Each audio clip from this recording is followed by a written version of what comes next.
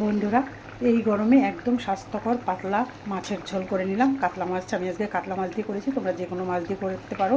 তো আমি এর জন্য কড়াইতে কাঁচা লঙ্কা, কালো জিরে ফোড়ন দিয়েছিলাম, দিয়ে টুকরো করে কেটে ধুয়ে রাখা আলুগুলো দিয়েছিলাম। আলুগুলো একটু ভাজা ভাজা হয়ে গেলে তাতে আমি দিয়ে দিয়েছিলাম আদা বাটা, একটু জিরের গুঁড়ো, স্বাদ মতো নুন আর একটু হলুদ গুঁড়ো। তো দিয়ে ভালো করে নেড়েচে একটু কষিয়ে নিয়েছিলাম। এবার দিয়ে দিয়েছিলাম একটা টুকরো করে কেটে রাখা ছোটো সাইজের টমেটো।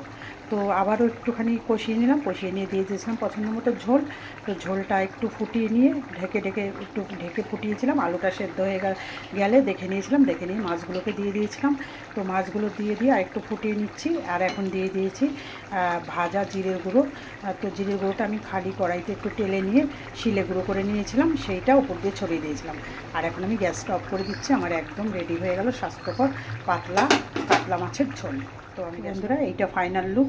তোমরা এইভাবে করে খেয়ে দেখবে, এটা ভীষণ টেস্টি হয়, একদম কম সময়ে, আর তেল ঝাল মশলা একদম কম। তোমরা তো দেখতেই পারলে।